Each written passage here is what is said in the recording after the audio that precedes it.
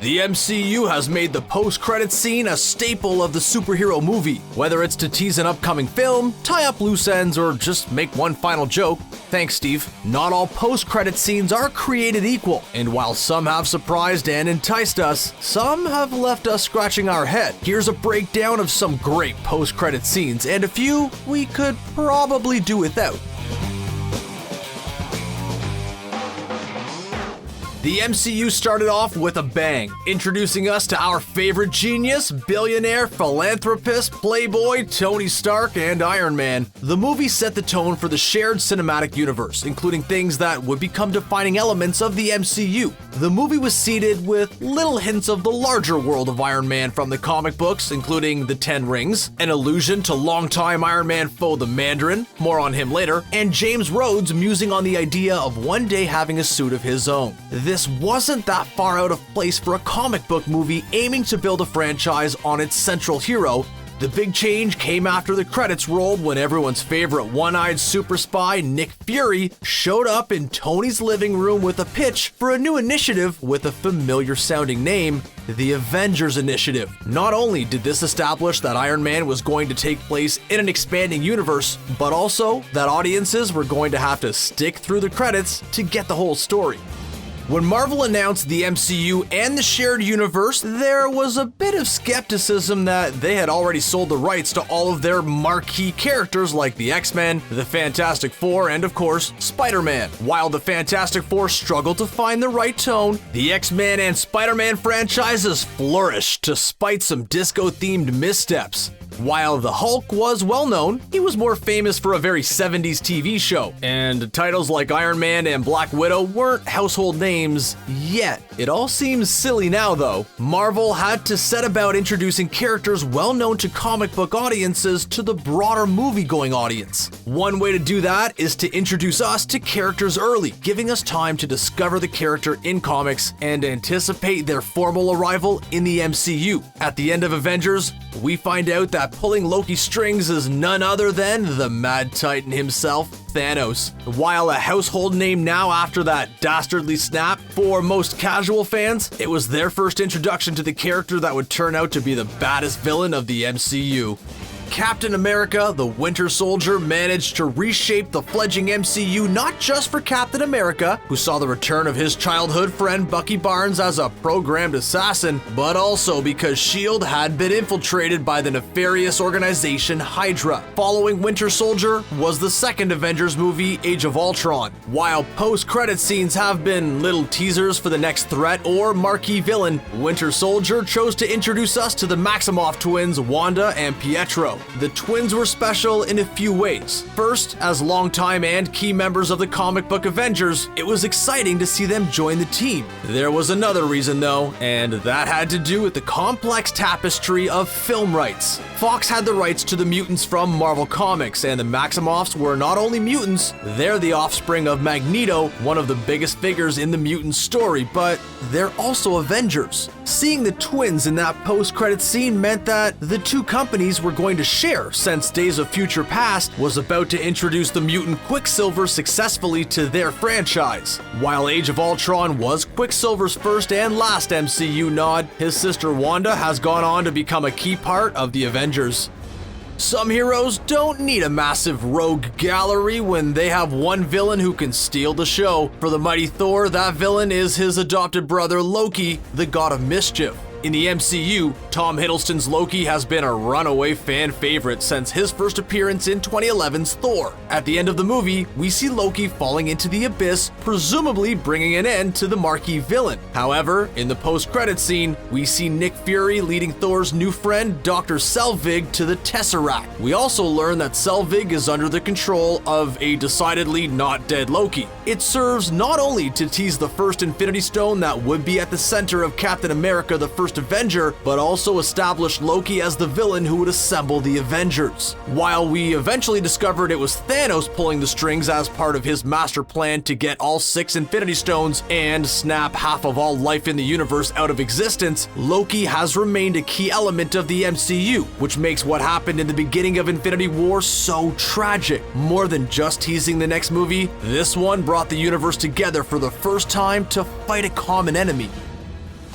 Black Panther was a game changer for the MCU, introducing us to the hidden, technologically advanced country of Wakanda and its king and protector, T'Challa. With his wisecracking and genius sister Shuri and frenemy M'Baku, Black Panther was a welcome addition to the MCU. Black Panther was more than just an introduction to everyone's favorite new hero. It was also the introduction of the future of the Marvel Cinematic Universe. Wakanda and its vibranium-enhanced technology bring the MCU closer to their comic book counterparts and their level of scientific advancement. More importantly, as the first class of Marvel superheroes reach the end of their stories, and perhaps more importantly, the end of their actors' multi-picture contracts, characters like Black Panther and Captain Marvel are poised to take over at the top of the MCU. As if to signal that, a post-credits scene in Black Panther mirrored the last scene in the first MCU movie, Iron Man. It's during a press conference that Tony spills the beans that he's Iron Man. The Black Panther post-credits scene also features T'Challa in a press conference announcing the opening of Wakanda to the world, giving a knowing smile to a question from the press as to what a small country like Wakanda has to offer the world. Thus, the next generation of the MCU was born. Some fans of the MCU didn't know what to expect when the ragtag space crew of the Milano hit theaters in Guardians of the Galaxy, since they weren't as well known as some of the other Marvel titles, but the wisecracking space misfits managed to win audiences over. For fans of the cosmic end of Marvel Comics, one element was missing: Adam Warlock. In the cosmic part of the Marvel Universe, Adam Warlock has been a major figure, especially in stories involving the Infinity Stones. At one point or another, Warlock has either wielded the gauntlet or been one of the protectors of the stones. Warlock's tendency to put himself in a cocoon led to an Easter egg in the first Guardians of the Galaxy movie, with one of them appearing in the collection of the Collector. But then, we also got the original Guardian, Cosmo the Space Dog, and Howard the Duck, so yeah. In the Guardians of the Galaxy Volume 2 end credit scene, however, we got our most concrete hint that the cosmic end of the MCU might finally get one of its biggest players when the Sovereign unveils Warlock's cocoon as their ultimate weapon against the Guardians. With changes behind the scenes of Guardians 3, Warlock's fate remains unclear, but we can hope. Thor Ragnarok broke a lot of things for the cosmic end of the Marvel Cinematic Universe. The Odin sons lost a father, Thor lost his hammer and an eye, the Grand Master lost his champion, and the Asgardians lost their home. All in all, it was a tough time in the brightest realm of the Nine, despite Thor Ragnarok being lighter in tone than previous Thor movies. Resigned to press on and find a new home on Earth despite Loki's whole Chitauri invasion problem, the surviving Asgardians managed to muster up the kind of hope and optimism that's reserved for people who have been through something really awful. Unfortunately for Thor and the Asgardians, their bad week was only the beginning. MCU fans knew that the movie they've been building towards for 10 years across so many movies was finally happening. After Thor Ragnarok and Black Panther, we were curious to see how these two movies would back into Infinity War. In the post-credits scene of Ragnarok, we got that answer, as Thanos' ship cast a literal shadow over the fleeing Asgardians. Thanos had arrived to take matters into his own hands, and as much of a challenge as Hela had been, Thanos proved to be even tougher. In the MCU, founding member the Wasp has yet to officially join the Avengers, but she has joined Scott Lang in solving some of the MCU's smallest problems in the movie Ant-Man and the Wasp. The highly anticipated arrival of the Wasp wasn't the only element that hung over the Ant-Man and the Wasp movie. It had the distinction of coming out after Infinity War. In that movie, we're told that both Ant-Man and Hawkeye had turned themselves in and submitted to house arrest, removing them from the catastrophic events of Infinity War. While the shrinkable heroes had their own battle with Ghost to handle during that time, that didn't answer the question we had: what happened after the snap? While we expected at least half of them to become Ash, we also found out that this left Scott stranded in the quantum realm. Thanks to the new trailer for Endgame, we know that he got out, and whatever he found there might be the key to undoing the snap, setting the MCU right again. That potentially makes it the most important post-credit scene in the MCU. Not all post-credit scenes have been winners, however. Now that they've become a signature thing that we all have to sit through, we're forced to wait until the end of the credits whether they matter or not. This problem became apparent early on as the MCU introduced us to Captain America with Captain America: The First Avenger. The movie followed the legend of World War II super soldier Steve Rogers, Captain America, who not only fought against Nazis but the nefarious organization Hydra. After Cap had revived in the modern world, we get another scene where a melancholy Steve Rogers is showing a punching bag who's boss. Nick Fury approaches him like he's approached Tony Stark in Iron Man to get him to join his Avengers initiative, except he already had a meeting with him when he explained that Cap had been asleep for almost 70 years. It's a conversation we imagine that he could have had at any time. Even worse, it ends up being in the Avengers anyway, and in the theaters, it's followed by a teaser for the upcoming Avengers movie that plays like a Super Bowl ad. While other post-credit scenes have given us teases and surprises, this one just told us what we knew. Avengers was finally happening.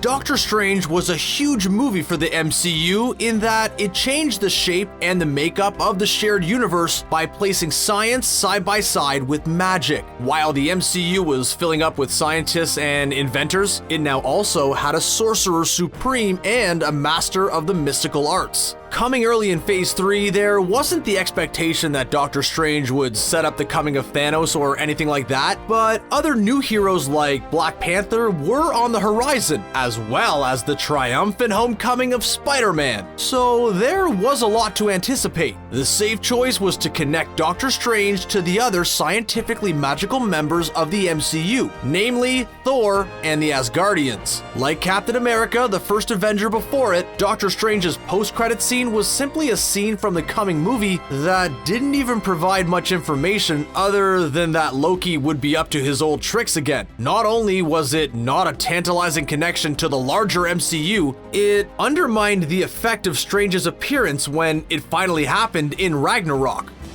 Iron Man 3 was a tough one for fans. While Robert Downey Jr. remains a favorite with his portrayal of Tony Stark and Iron Man bringing buckets of charm and humor that has helped define the Marvel Cinematic Universe, his solo movies have been hit and miss. With that much charm and charisma, Iron Man had been facing a diminishing set of foes. Ironmonger didn't exactly capture the imagination, and Whiplash ended up being a bit of a head-scratcher. Iron Man 3 promised to bring two of Iron Man's biggest foes to the big screen, in the form of advanced idea mechanics and the menacing Mandarin. Unfortunately, AIM went from being a cult-like science organization akin to Hydra to being a side project to one of Tony's rivals. Instead of being a science and martial arts genius who adopted the technology of a wrecked spaceship into his signature 10 rings, the Mandarin was a hired actor. While we were coming to terms with those disappointments in the theater, we were treated to a post-credit scene that only managed to answer the least compelling question of Iron Man 3, just who was Tony talking to in the voiceover? We find out that he's been unloading on fellow science bro Bruce Banner, with the whole joke being that he's not that kind of doctor. It was a small joke when we weren't in a joking mood. Iron Man 2 gave audiences a few things that they've been waiting for, most notably James Rhodes suiting up in the War Machine armor. Like Iron Man 3, the main villain turned out to be another corporate rival in the form of Hammer Industries. This time though, the marquee villain was actually a villain in the form of Mickey Rourke's mumbly Whiplash. Of course, he wasn't any of the half-dozen Whiplashes that have appeared in the comics, but rather a combination of some of them and Crimson Dynamo. It didn't matter since the final conflict was between the Hammer Industries fleet of autonomous armored suits that gave us Iron Man and War Machine fighting side by side. Iron Man 2 was the MCU's first sequel, and it came before most of the heroes had gotten their own film. At this point, the MCU only had Tony Stark, Nick Fury, and a very different looking Bruce Banner in it, but that was soon to change with the follow-up to Iron Man 2, Thor. Unfortunately, instead of something clever, we got a shot of Agent Coulson looking at Thor's hammer, a rather lackluster introduction to the God of Thunder. And those were some MCU post-credit scenes that changed everything, and a few that were pretty useless. What were some of your favorite post-credit scenes? Are there any that we may have missed? Let us know in the comments section below, and don't forget to subscribe to CBR for more MCU content. Thanks for watching.